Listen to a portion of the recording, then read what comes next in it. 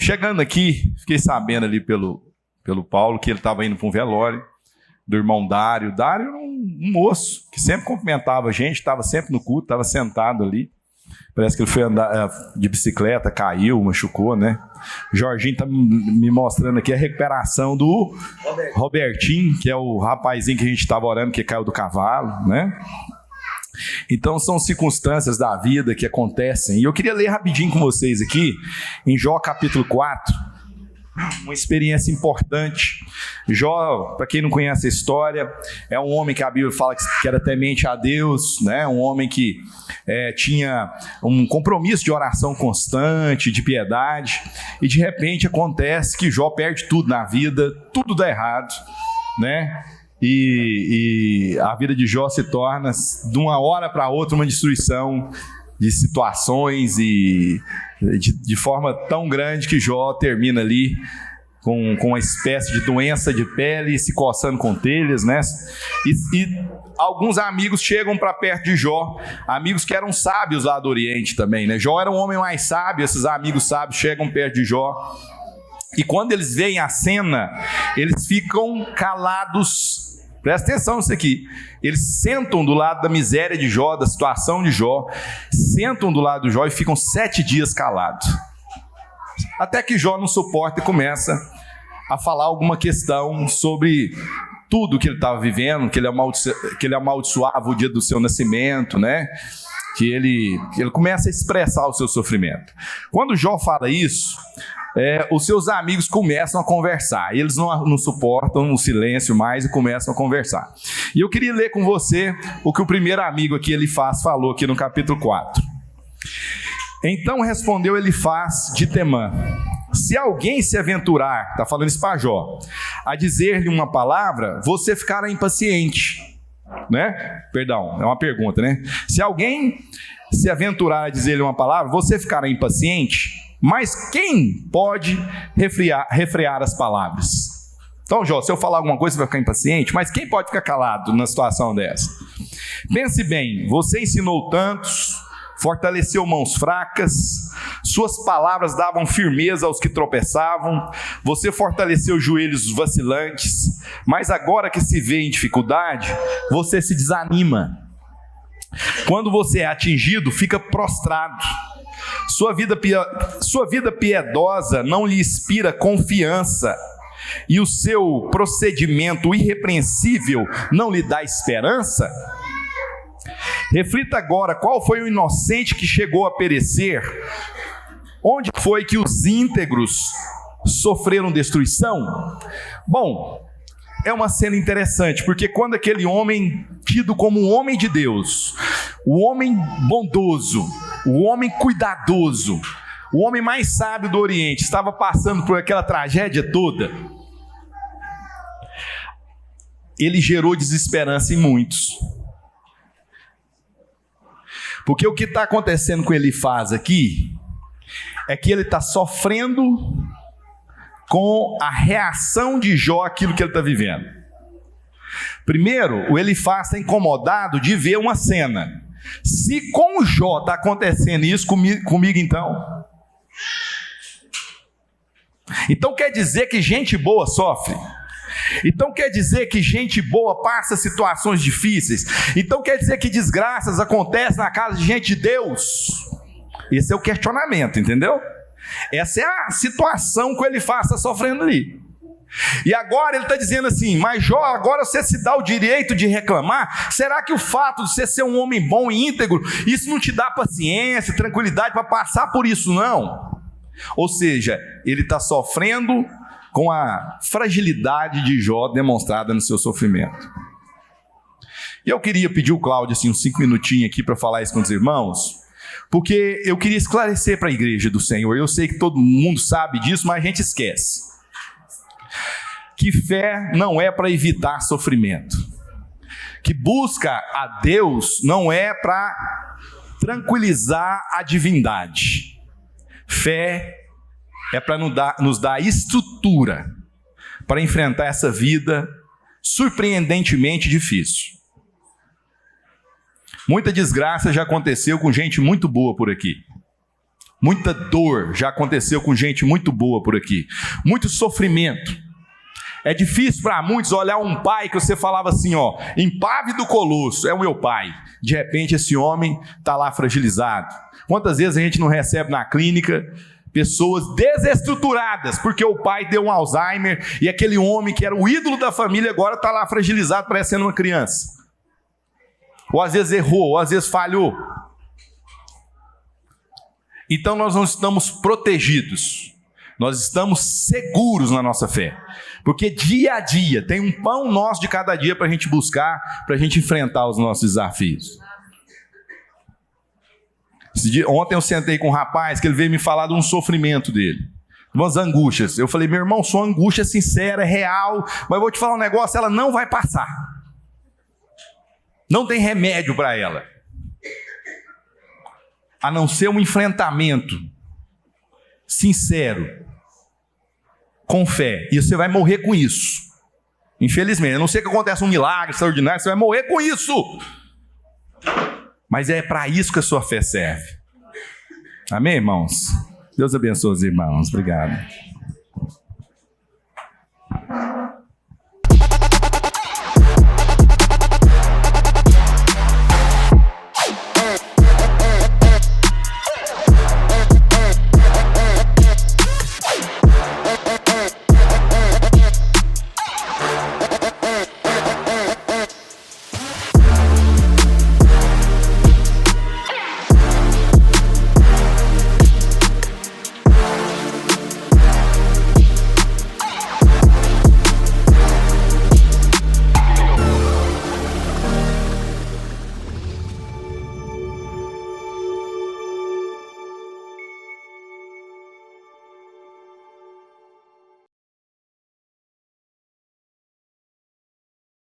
Hoje é um dia chamado de dia Domingo Domingo da Escola de Liderança. Então, hoje, todas as igrejas Sal da Terra daqui do Brasil estão convidando todos vocês a fazer parte dessa escola. O nome Escola de Liderança talvez não seja o nome ideal. É uma escola de capacitação, aprendizado para te auxiliar. Os jovens de 12 a 14 anos estão convidados a subir para uma reunião à parte ali. Rebeca, gostei muito do seu chinelo aí, viu? Achei legal. Na hora que você estava aqui. Olha lá. Isso é porque ela é tímida, né, gente? Olha só.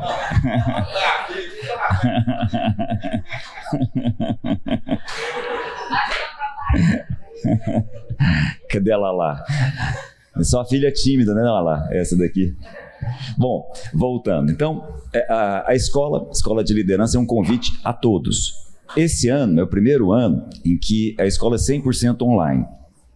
E isso deixa uma flexibilização muito grande para todos. Até aqui, os últimos 20 anos anteriores foram anos em que havia um dia marcado, né, num local específico, assim por diante. Agora não. Agora ficou bem mais fácil, bem mais tranquilo do ponto de vista de horário. No ano passado, o tema da escola foi todo ele trabalhado em cima do Novo Testamento. Então, todo um trabalho foi feito para que as pessoas pudessem conhecer o Novo Testamento. Nesse ano, o objetivo é o Antigo Testamento. Então, todo o Antigo Testamento vai ser trabalhado, vai ser estudado nesse ano através da Escola de Liderança. O Antigo Testamento pode ser estudado, pode ser lido de diversas formas. Você pode ler o Antigo Testamento a partir de um panorama, livro a livro. Você pode ler o Antigo Testamento a partir dos períodos. Você pode ler o Antigo Testamento como vai ser lido na Escola de Liderança esse ano, através dos seus personagens. Então, fique à vontade para ler, acompanhar, estudar. Tá? QR Codes são iguais, sugiro a vocês, tiram uma foto do QR Code, a gente vai deixar mais tempo aqui, R$ 99,90, para não falar que é R$100, R$ 99,90 é o valor da escola, são 19 aulas com os conselheiros do Ministério Brasil aí. Eu faço a introdução de cada um dos períodos e os personagens utilizando o livro Conexão, e há um livro também específico para a escola desse ano aí, tá? Se você quiser adquirir só o livro também, não tem nenhum problema, mas sugiro e incentivo todos vocês a fazer as aulas, até por causa da facilidade que surge a partir de agora. Tem um outro vídeo aí que o pessoal da escola mandou para mim, mas eu achei que ficou tão bom, que evita tanta coisa, eu vou passar ele para vocês. Pode colocar ele aí, Dani?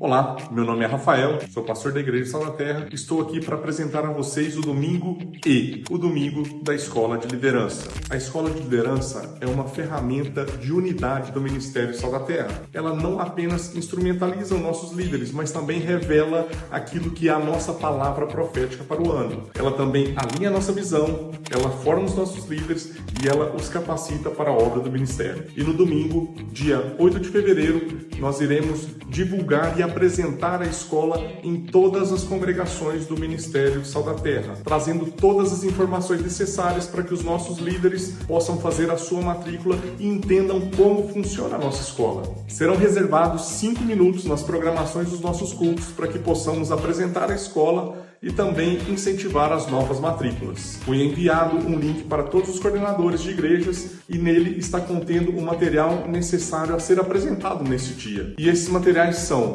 um vídeo institucional da escola, um banner com QR Code para a matrícula e também um guia prático de orientação com as informações necessárias a serem apresentadas nesse dia. E dessa maneira, o pastor local ou um representante da escola poderá exibir o vídeo, mostrar todas as informações necessárias e também compartilhar o link de como realizar a matrícula. Uma vez que você já acessou o QR Code, você será direcionado para o site da Escola de Liderança, escoladeliderançasaldaterra.com. Confira comigo como nós podemos realizar a nossa matrícula. E depois que entramos no site, nós vamos fazer a rolagem até abaixo, clicar em Quero Ter Acesso. Em Quero Ter Acesso, nós temos adquirir o curso do Antigo Testamento.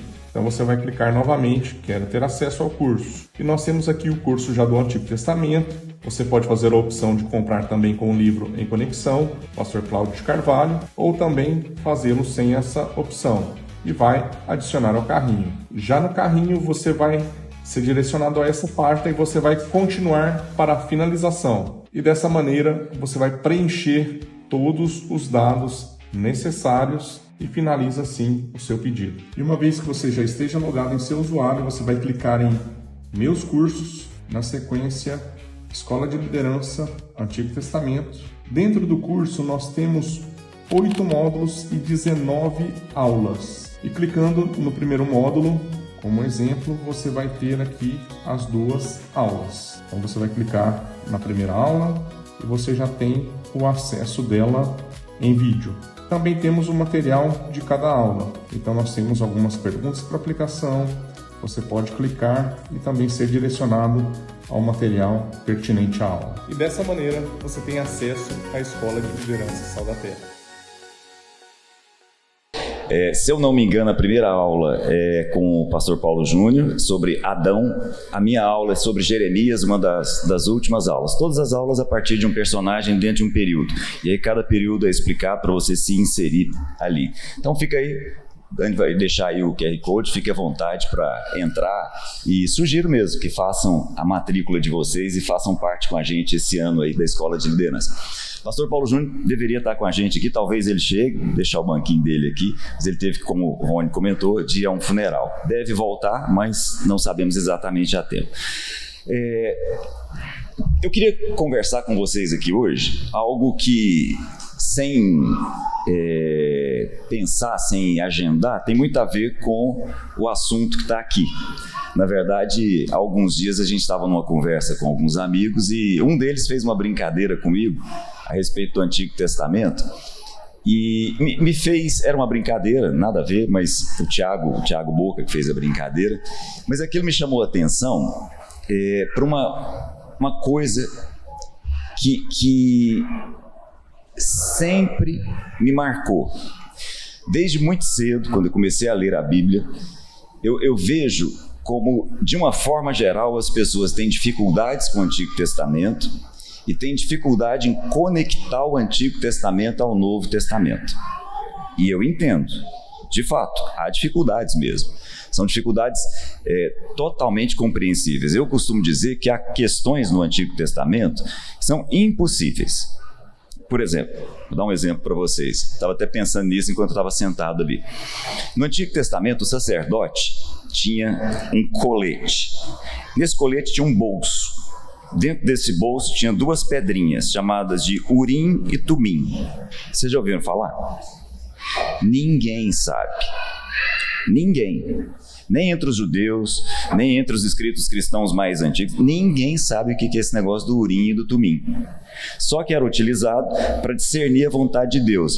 Se era uma pedrinha branca, uma pedrinha de cor escura, não sei. Algumas pessoas falam que parecia um dado com números e eles tinham que coincidir. Ninguém sabe. Então tem coisas no Antigo Testamento que de fato nós não vamos saber. Há questões no Antigo Testamento que de fato são difíceis, porque pensa comigo. Abra sua Bíblia aí, só que abre ela num lugar diferente, abra no índice. Abra sua Bíblia aí, ou liga a sua Bíblia na sequência dos livros que estão aí. Só por brincadeira mesmo, só por curiosidade.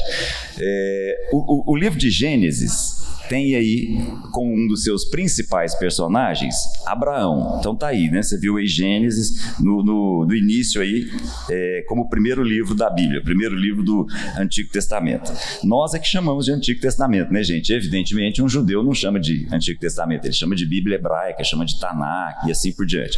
Mas o fato é o seguinte, Abraão está aí em Gênesis. Se a gente for para o segundo livro, o livro de Êxodo, a gente tem como principal personagem Moisés. Vocês têm noção de quanto tempo de Abraão a Moisés? Tem um chute? Pelo menos uns 5 séculos. É muita coisa, não é?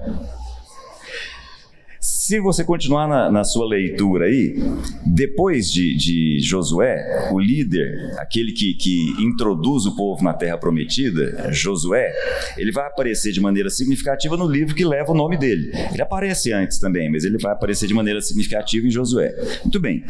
Se você caminhar na leitura, você vai chegar no livro de 1 Samuel, 2 Samuel, e vai encontrar talvez como principal personagem Davi. Vocês fazem ideia de quanto tempo de Josué a Davi? É muito tempo. Mas o que eu quero dizer? Além desse tempo que vai passando, há transformações culturais acontecendo. Então, por exemplo, Abraão. Lembram de onde é Abraão? Quando Deus chama Abraão, lembra onde que Abraão estava? Na Mesopotâmia. Lá na terra de Ur dos caldeus. Então, nós estamos falando de um povo caldeu. Anterior à escrita. Olha que coisa. É muito tempo, né, gente? Eu não sei se vocês conhecem um texto, tem um texto lá em Samuel que diz assim: quando o povo de Israel precisava afiar determinados instrumentos, determinadas ferramentas, eles tinham que ir até os filisteus. Já viram esse texto? Por que eles iam até os filisteus? Porque os filisteus sabiam lidar com instrumento de ferro. Em Israel, naquela época, não havia ninguém que soubesse lidar com instrumento de ferro, não havia um ferreiro em Israel. Os filisteus, também chamados de povos que vêm do mar, eles vêm através do Mediterrâneo e se estabelecem na costa oeste do povo de Israel ali. Uma das principais cidades era a cidade de Gaza, onde a gente vive até hoje, o drama da faixa de Gaza. Então os filisteus chegaram por ali, ninguém sabe, ninguém entende de onde, ninguém sabe como é que eles chegaram ali, mas eles tinham habilidade com ferro. Aí olha só, pensa do ponto de vista da história. Lembra das suas aulas de história, lá da 7ª, 8ª série. Se um povo não sabia lidar com ferro, sabia lidar com bronze, mas não sabia lidar com ferro, e o outro povo sabia, nós estamos ali na divisão entre a idade do bronze e a idade do ferro. Ou seja, nós estamos na pré-história. Então, eu entendo, gente, o Antigo Testamento não é uma coisa simples, não é algo que você vai lendo e tal. Por exemplo, algumas pessoas ao lerem o Antigo Testamento vão encontrar nas leis, né, vão encontrar lá no livro de Levítico um texto que diz assim: olha, existem algumas aves que vocês vão considerar impuras e não vão comer essas aves. Aí ele começa a listar as aves. Então o livro de Levítico, Deuteronômio repete isso também. Isso faz parte da legislação de Israel. Aí vai listando as aves. Está lá o urubu, que não deveria ser comido. Aí a gente até entende, né? Tal, beleza. A águia está lá, era um animal que não deveria ser comido, era para ser considerado impuro. E vai na sequência. E termina com uma ave chamada morcego. Aí você fala assim, mas morcego não é ave. Não é? Essa caracterização, essa separação do morcego como mamífero vem do século XVIII. Ou seja, é muito recente na nossa história. Aí você fala assim, nossa, recente, século XVIII? Não, nós estamos pensando numa história que tem 3.500, 4.000 anos. Então, voltando. Eu sei que há questões complicadas no Antigo Testamento, eu não tenho dúvida disso. Mas há uma conexão entre o Antigo Testamento e o Novo Testamento. E aí eu vou fazer aqui, eu fui puxando na minha memória alguns textos, eu vou colocar de maneira bem aleatória mesmo, embora haja uma sequência, uma série de textos que vão pegar de Gênesis até os últimos profetas, para que a gente possa perceber uma conexão. Há uma conexão fortíssima e que passa batido na maior parte das leituras que a gente faz no Antigo Testamento. Qual é a conexão? Gente, vou falar uma coisa para vocês que vocês vão estranhar. Sabia que Deus não foi sempre Deus? Deus só passou a ser Deus quando Ele criou. Quando Ele criou e teve criaturas, Ele passou a ser Deus. Agora, o que Deus é de eternidade a eternidade e não muda? É Pai. E aí você fala assim, mas esse conceito, essa leitura, essa forma de ver a Deus como Pai não surge com Jesus no Novo Testamento? Não. Jesus não inventou isso. Jesus fez isso explodir na nossa cabeça. Jesus fez isso ser um impacto significativo para cada um de nós, para aquele tempo, para o nosso tempo. Mas Ele não inventou isso. Deus é Pai de eternidade a eternidade, assim como Jesus é o Filho eterno de eternidade a eternidade. E a respeito do Espírito a gente fala daqui a pouquinho. Mas o que eu queria comentar com vocês, se você voltar, não sugiro... depois, se você quiser, eu te passo os textos, não vou te pedir para abrir, não, só dá uma pensada junto comigo. Se você der uma olhada depois, lá na sua casa, em Lucas, capítulo 3, você vai encontrar a genealogia de Jesus. Então tá lá, tem a genealogia de Jesus em Mateus e tem a genealogia de Jesus em Lucas, vistas de forma diferente. Uma segue a linha traçada a partir de Maria, outra a partir de José. Finalzinho da genealogia, a gente vai encontrar um detalhe muito interessante. A genealogia começa assim, ó. Jesus tinha cerca de 30 anos de idade quando começou o seu ministério. Tudo bem, todo mundo sabe disso. Ele, Jesus, era considerado filho de José. E aí começa a genealogia de Jesus. José era filho de... E aí vai. Toda uma sequência de filhos. José tinha um pai, que tinha um pai, que tinha um pai, que tinha um pai. E aí o final da genealogia termina em Adão, dizendo assim, filho de Sete, filho de Adão, e o resto. Filho de Deus. Veja, esse é o início da Bíblia. Quem é Adão antes de mais nada? Filho de Deus. Filho de Deus. Então Deus é Pai desde sempre, desde Gênesis. Eu vou chamar a atenção de alguns textos para vocês, você pode até estranhar, por exemplo, Gênesis, no capítulo 5, diz assim, esse é o livro da genealogia de Adão. No dia em que Deus criou o ser humano, a semelhança de Deus o fez. Deus os criou homem e mulher, os abençoou e lhes deu o nome de ser humano, no dia em que foram criados.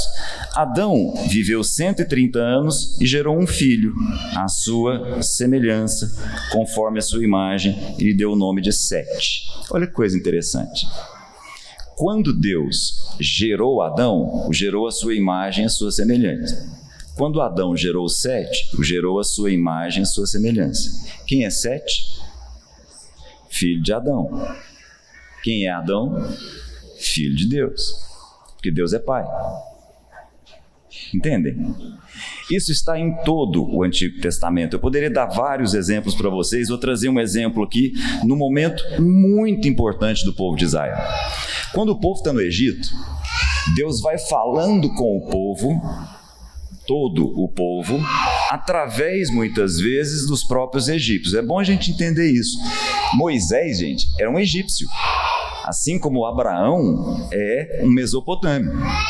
Moisés, até o nome, Moses, assim como tem Amenhotep Moses. O nome Moisés é o nome de vários dos egípcios que estão naquele momento.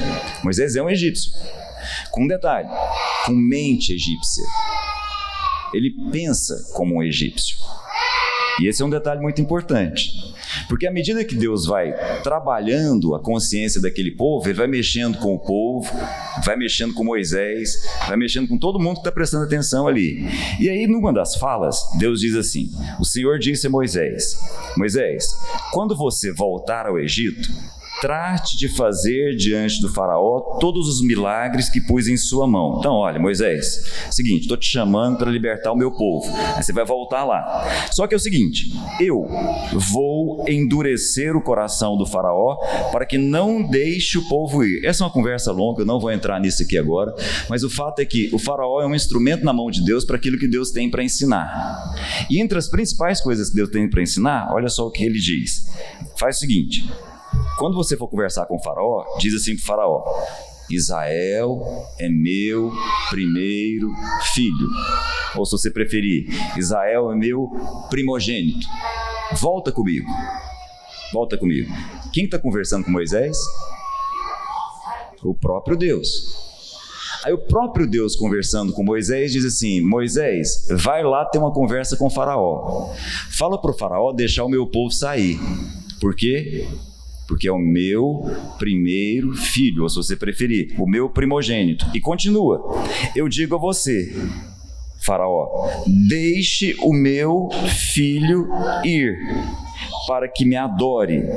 Mas se você não deixá-lo ir, se você não deixar o meu primeiro filho, meu primogênito, meu filho mais velho ir, eis que matarei o seu filho, o seu primogênito. Que é o que acontece na última das pragas, né, como a gente costuma dizer. Quando Moisés está 40 anos depois pronto para entrar com esse povo na terra de Canaã, Moisés fica, né, mas ele deixa uma mensagem. Diz assim: então lhes disse: não fiquem apavorados, nem tenham medo dos inimigos que vocês vão encontrar pela frente na hora de tomar a terra. O Senhor, o seu Deus, vai adiante de vocês. Ele lutará por vocês, segundo tudo o que vocês viram que Ele fez no Egito e também no deserto, onde vocês viram que o Senhor, seu Deus, os levou como um homem leva o seu filho. Estão entendendo? Então tem coisas difíceis no Antigo Testamento mesmo. Seguramente, tem coisas muito difíceis. Mas tem uma coisa que não muda: a paternidade de Deus. Isso não muda. Isso é de eternidade a eternidade. Eu imagino que todos vocês conheçam a história de Ruth e Boaz, né?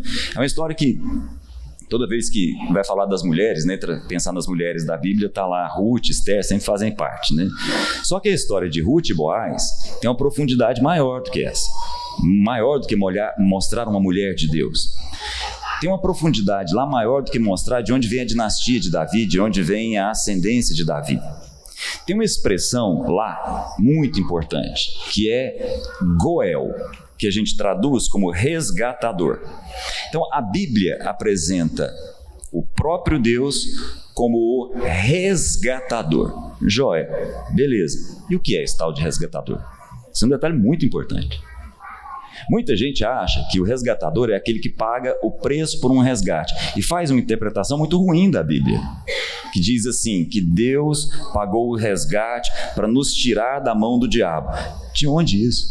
Deus não faz negociação com o diabo. Aliás, Deus não negocia com ninguém. Desde quando o diabo tem esse poder? Isso é bobagem. Uma leitura muito ruim da Bíblia. Mas o que é o resgate, então? E quem é o resgatador? Aqui um detalhe muito importante. Resgatador, Goel, é uma expressão que surge lá atrás de uma cultura completamente diferente. Quem é o Goel? Na história de Ruth e Boaz, é Boaz. Aí eu vou lembrar, para quem não conhece essa história, Ruth é uma moabita, ou seja, ela não faz parte do povo de Deus. Ela se casa com o filho de Noemi. Noemi é uma belemita, Noemi é de Belém, Noemi é de Judá. E aí o filho morre, o marido de Noemi morre também, e ficam lá as duas mulheres, Noemi, a sogra, Ruth, a nora. Noemi, a judia, Ruth, a moabita. E eles voltam lá para a terra de Judá, voltam lá para Belém. E aí, a menina, a jovem, Ruth, vai trabalhar. Ela vai trabalhar numa lavoura. Quando ela vai trabalhar numa lavoura, ela volta para casa com aquilo que o dono da lavoura deu para ela além do pagamento. E aí a sogra pergunta, nossa, que pessoa generosa é essa? Quem é? Boaz. Ela fala, Boaz? Interessante. Boaz é um dos nossos resgatadores. Quem é o resgatador? Aí presta bem atenção nisso. Resgatador, naquela cultura, é a pessoa que faz parte da sua família e te resgata.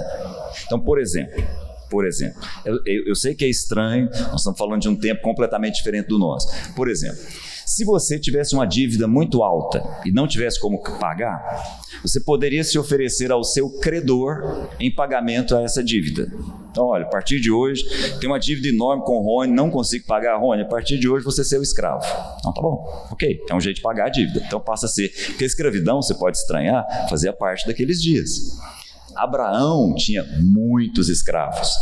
Você pode estranhar, falar, nossa, mas na Bíblia é outro tempo, é outra cultura, é outra realidade completamente diferente da nossa, que ainda não tinha sofrido as interferências positivas do cristianismo. É bom a gente entender isso. Mas voltando, então eu me entrego ao Rony, falo assim, Rony, estou aqui, vou trabalhar para você como escravo. Muito bem, estou lá trabalhando. Aí chega o Mazinho, fala assim, Rony, quero comprar o Cláudio. Aí o Rony fala assim, não, de jeito nenhum. Cláudio é um escravo bom, não vou te vender não. Falou, você tem que me vender porque eu sou o resgatador dele. Eu sou o parente dele, então eu tenho o direito de comprar você querendo ou não. Percebe? Alguém da família. Então perceba, quando Deus se apresenta como o Goel, como Deus se apresenta como o resgatador, Ele está se apresentando como quem traz a família de volta. Percebe a diferença? Então, o texto que está aí de Ruth e Boaz, ele tem uma profundidade muito grande. Bom, alguns de vocês podem pensar assim, não, mas você está trazendo umas mensagens assim meio codificadas, meio cifradas. Então, para algumas que são bem diretas, vão dar um salto enorme, vão andar literalmente milênios na história, e vou com vocês para o profeta Jeremias. Jeremias diz assim, o profeta Jeremias falando em nome de Deus, Deus falando ao povo através do profeta Jeremias, diz assim, voltem, filhos rebeldes. Capítulo 3 de Jeremias, depois se você quiser olhar. Eu mesmo disse, Deus falando, com que alegria eu trataria Judá como se tratam filhos, e daria uma terra desejável a você, a mais bela herança entre as nações. Sabe, Judá, sabe, Israel, pensei que você me chamaria de pai e não deixaria de me seguir. Voltem, ele repete, filhos rebeldes, e eu os curarei da sua ferida. Profeta Jeremias. Mais claro?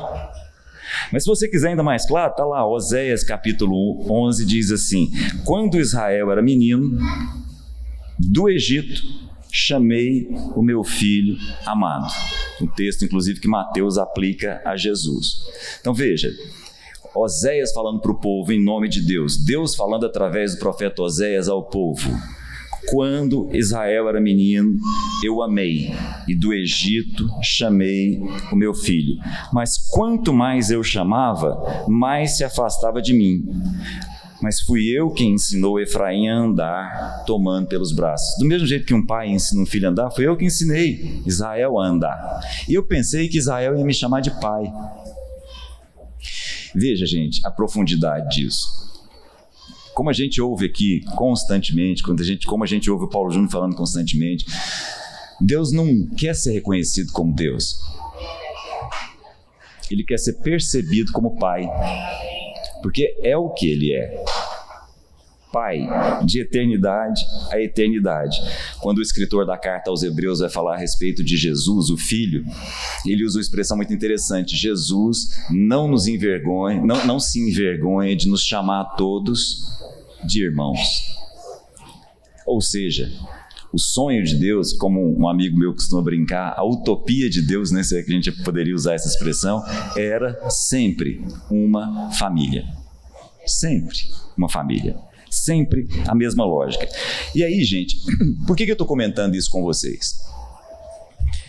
Porque essa é a grande conversa.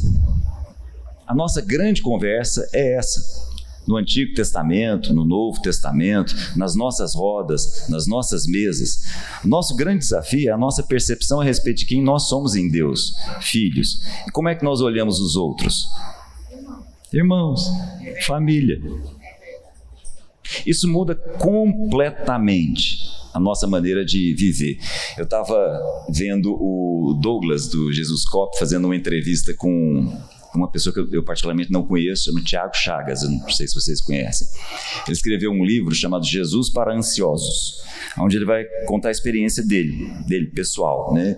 Ele teve uma crise de ansiedade, aquilo irrompeu um problema sério na vida dele, bem sério mesmo, porque ele teve a impressão que a filha dele ia morrer, porque ele tinha acabado de chegar do funeral de uma criança, aí a filha dele adoeceu, ele entrou numa crise, mesmo assim, perdeu completamente o chão, em cima de algo que ele imaginou.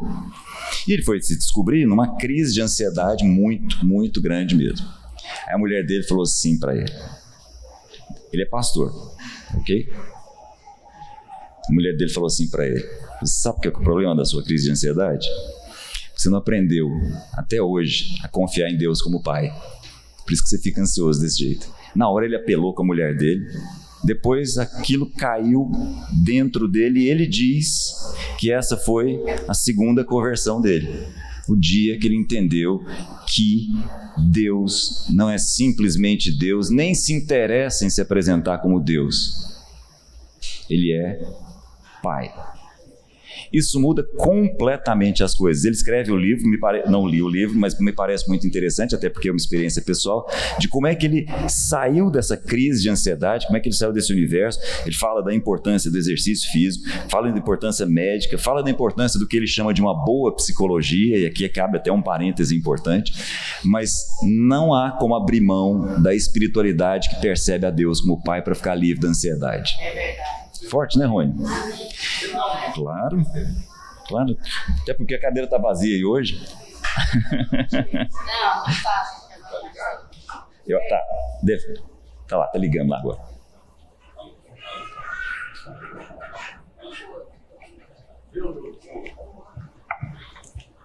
Acho que você tem que apertar e segurar. Aí. Aqui. Irmãos, eu vou entrar aqui só um minutinho, porque é um testemunho meu. O Cláudio está falando claro. Testemunho meu, eu nem sabia desse pastor. Falei, depois até quero. Tiago Chagas, também não conheço. Irmãos, meu avô é um pastor da Assembleia de Deus, um homem falecido, né? E ele era um homem de Deus, um evangelista, um homem de Deus. Mas meu avô falava um negócio lá em casa assim: nossa família é muito abençoada. Porque Deus, e aí, meu avô tem muitas virtudes, ele experimentou muita coisa de Deus, mas essa era a visão que ele passava para nós, é aquilo que ele tinha. Porque Deus nunca permitiu nossa família passar, e ele falava lá, tipo doença, tipo não sei o que, um monte de coisa. E é isso, apesar de uma forma cognitiva, não é o que eu pensava, de uma forma afetiva, isso ficou lá no meu subconsciente. Né? E talvez isso converse com o que eu falei aqui antes. Então, eu estava passando, eu virei, né, eu me tornei pastor à semelhança do meu avô e achava que tinha uma forma diferente de pensar. De fato, eu achava, tinha certeza que tinha uma forma diferente, cognitiva de pensar, mas não sabia que eu tinha uma estrutura afetiva de pensar. E quando eu tive meu bebê, o João Vitor, ele veio com uma ameaça de doença, né? Porque ele tem algumas questões, não vou entrar em detalhe, porque isso também depois vira conversa e tem certas conversas que não edificam, né? Mas aí ele tinha um sintoma sério, tem até hoje, os médicos todos dizem, esse menino tem um problema tal, nunca apareceu o problema, mas tem, na visão do médico, toda vez que você chega num médico, ele fala, tem. E nessa situação estava passando momentos muito difíceis como pastor numa congregação, com muitos desafios muito tensos e intensos. E como uma estrutura pessoal humana equivocada, ajudador de muita gente, então eu era o salvador. Então eu queria ajudar todas as igrejas, todos os pastores, e aquilo era muito tenso para minha casa, para mim. Até que eu vou e recebo uma fala, né? Ó, seu filho tem tal coisa. Você tem que fazer o exame, que provavelmente ele tem, tudo declara que ele tem. Nisso eu tinha feito 3 velórios de filhos de pastor. Eu tinha feito 3 velórios de filhos de pastor. Tudo homens de Deus, homens que eu respeitava, que eu admirava e que tinham perdido seus filhos. Aquilo foi um drama porque... E eu só fui entender que isso foi um dos motivadores depois é que eu fui entender que isso era um dos motivadores. Mas eu tomei um medicamento. Eu tenho me foge o nome do medicamento, mas é um medicamento que você toma para o estômago em hospital. Como é que chama? Bramoprida. Eu tenho uma coisa que é eu tenho um efeito alérgico que dá uma coisa chamada efeito extrapiramidal, que te deixa incontrolavelmente com ansiedade, né? Aquela foi o gatilho, não foi aquilo que me adoeceu, aquilo foi um gatilho que me descontrolou, e aquilo que estava lá dentro de mim já movendo, disparou. Eu tive uma crise de ansiedade generalizada que não tinha cura. Certo? Mas aí disparou uma coisa, eu não conseguia me controlar.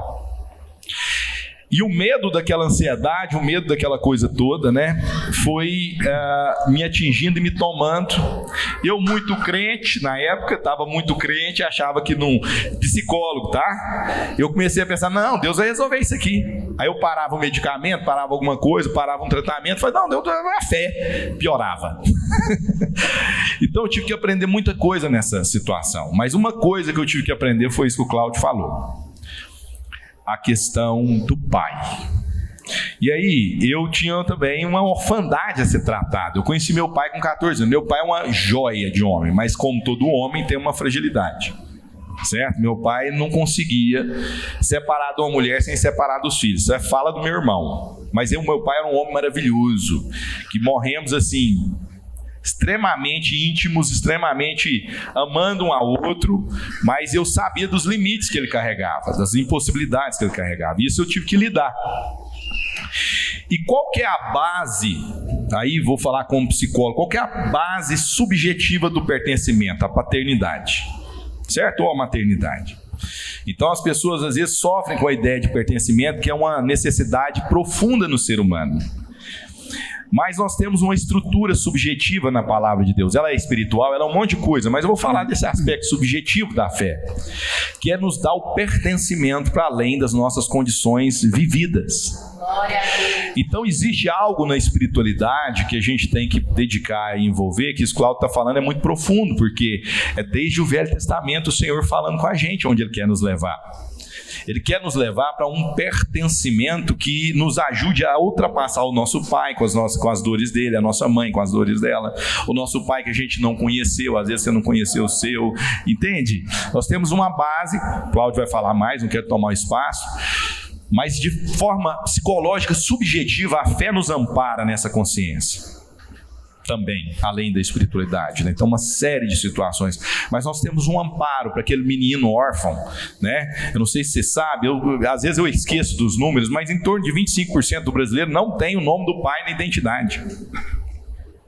Nós temos um Brasil que muitos que têm alguma distância do pai. A orfandade do pai é algo muito grande no nosso país, fruto dessa escravidão, né? Então nós precisamos ultrapassar isso. E nós temos uma base, eu vou ficar só no recorte da subjetividade, o Pai eterno. Amém? Amém. É isso. Sabe, Rony, eu vou abrir um particular aqui entre eu e o Rony. Há uns anos atrás, eu dificilmente, assim, quem me conhece sabe, dificilmente eu digo para a pessoa que a pessoa deve fazer. Muito, muito difícil eu falar, olha, eu acho que você devia fazer isso. O Rony foi uma das poucas pessoas em que eu falei isso para ele. Falei, meu amigo, deixa eu te dizer uma coisa.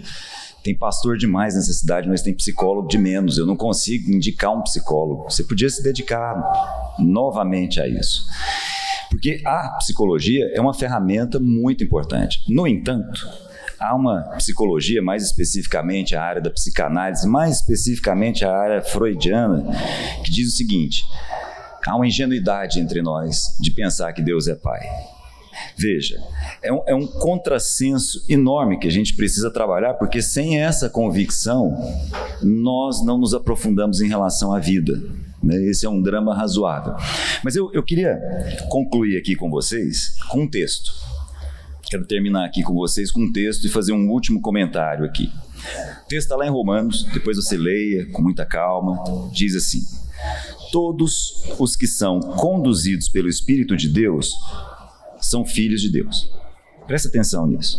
O livro de Ruth, que eu comentei agora há pouco, era o livro lido numa festa. Eu não sei se vocês sabem disso, mas os judeus até hoje têm alguns livros que eles foram separando para ler em festas. Por exemplo, o livro de Eclesiastes é lido na festa das cabanas, o livro de Cantares é lido na Páscoa. O livro de Ruth era lido numa festa, não ao acaso, a festa de Pentecoste, a festa do derramar do Espírito. Então vou ler de novo o texto. Todos que são conduzidos pelo Espírito de Deus são filhos de Deus, pois vocês não receberam um espírito de escravidão para novamente temerem. Vocês não receberam um espírito de escravidão para ter medo na vida, mas receberam o Espírito que os torna filhos por adoção. E é através desse Espírito que nós clamamos: Abba, Pai. Abba, para quem não sabe, é uma palavra aramaica que fala da intimidade da relação do pai com o filho. A gente traduz mal traduzido por papai, paizinho, né? Mas nós não temos uma versão para isso. O fato é o seguinte: o espírito de adoção, que se contrapõe ao espírito de escravidão, é ele quem coloca nas nossas bocas a palavra Pai. O próprio Espírito testemunha ao nosso espírito que nós somos filhos de Deus. E a criação aguarda com grande expectativa que os filhos de Deus sejam revelados. A palavra revelados aqui é a mesma palavra Apocalipse. A natureza geme, aguarda com toda a expectativa que os filhos de Deus sejam apocalipsados, sejam revelados como filhos de Deus. A criação foi submetida à inutilidade, não por sua própria escolha, mas por causa daquele que a sujeitou, na esperança de que a própria criação será liberta da escravidão que conduz à decadência para receber a mesma gloriosa liberdade dos filhos de Deus. Pois aqueles que de antemão conheceu, também os predestinou. Uma palavra muito mal usada no nosso dia a dia. Destinou previamente, ou se você quiser, destinou na eternidade. Vou repetir. Aqueles que de antemão Deus conheceu, também os destinou na eternidade, para serem conformes à imagem do seu Filho, a fim de que ele, Jesus, seja o primogênito entre muitos irmãos. E eu queria terminar com vocês dizendo uma coisa que é fundamental. Há um espírito de adoção e há um espírito ao contrário da adoção. Sabe que filho tem contrário? Interessante isso. Filho tem oposto. Sabe qual é o oposto de filho? Escravo. Há um espírito de adoção e há um espírito de escravidão. Enquanto a palavra não entra dentro de nós, de tal forma que possamos dizer de dentro para fora, Abba, Pai, nós ainda vivemos de maneira escravizada. E todo escravo tem uma característica em comum: o medo. Filho é aquele que tem a consciência de quem é o pai e por isso ele encara a vida sem medo. Em nome de Jesus. Eu gosto muito de moto, já contei isso para vocês algumas vezes. Mas uma coisa sou eu andar de moto e outra coisa é o meu filho do meio falar: papai, quero andar de moto também. É difícil. Aí um amigo falou assim: Cláudio, pega minha moto aqui e tal. Era uma moto menor desse amigo meu. Eu falei: tá jóia. E ele ouviu e falou: papai, pega lá, vamos passear juntos. Eu falei: tá bom. Insistiu. Fomos lá buscar a moto na casa desse amigo meu. Aí eu fui de carro e eu olhando no retrovisor, ele na moto atrás. E eu lá, falei: meu Deus. E orando. Meu Deus, me ajuda e tal. Aí, falei: Cláudio, deixa de ser bobo. Você está orando como pai que fala com Deus. Não, aprende a ser filho, que percebe que quem está ali na moto também é filho. O mesmo pai que está cuidando de você está cuidando dele. É isso, família. É esse o nosso desafio.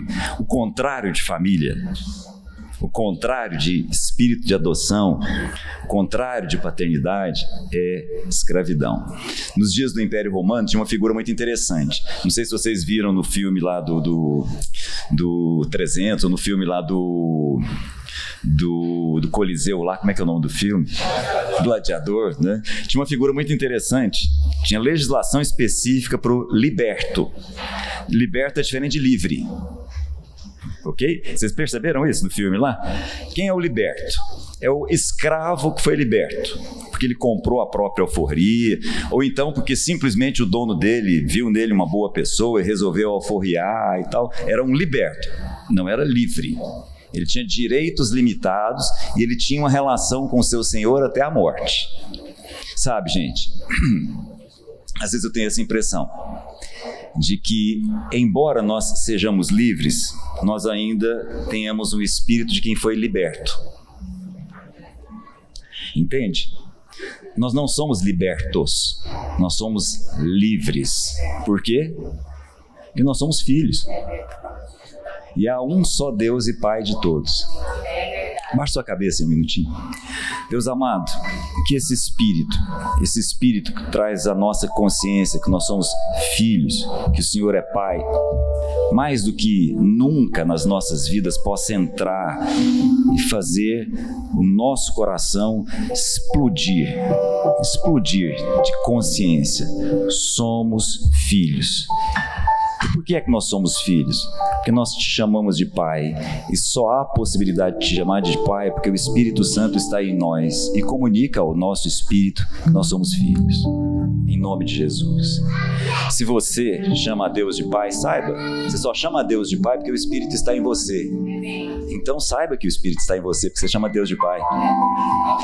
Tem uma coisa muito forte, assim, me chama muito a atenção, né? No último livro da Bíblia, em Apocalipse, a gente começou em Gênesis, né? Em Apocalipse, a gente tem Jesus escrevendo para a igreja de Éfeso.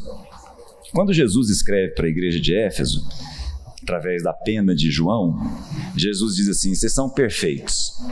A teologia de vocês é impressionante. Vocês, inclusive, conseguiram eliminar do meio de vocês aí um povo que tem um monte de heresia, os chamados nicolaítas. Então, do ponto de vista teológico, fantástico.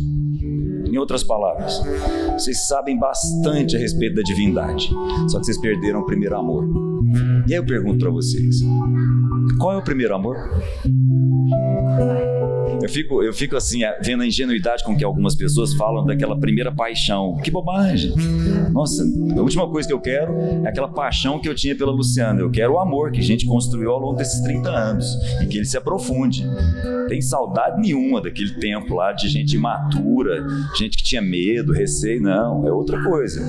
O primeiro amor que Jesus está falando é o nosso primeiro amor. Quem é que nós amamos primeiro? Os nossos pais. E é bom entender isso. Quando a Bíblia fala a respeito de Deus como Pai, Ele não separa pai e mãe. Eu sei que esse é um tema complicado, tem gente inclusive sendo crucificado aí, mas nós é que separamos. A Bíblia fala a respeito de pai com pais. Tem vários textos na Bíblia onde Deus se apresenta como mulher. É bom entender isso, vários. Eu não vou entrar nisso não, porque esse negócio complica a cabeça de todo mundo aqui, mas o fato é o seguinte: vou entender. O nosso primeiro amor, que nós corremos o risco de deixar, é o amor entre pai e filho. É esse o amor que nós devemos nutrir. Não é o amor pela divindade. é um amor pelo Pai, que se percebe como filho, em nome de Jesus.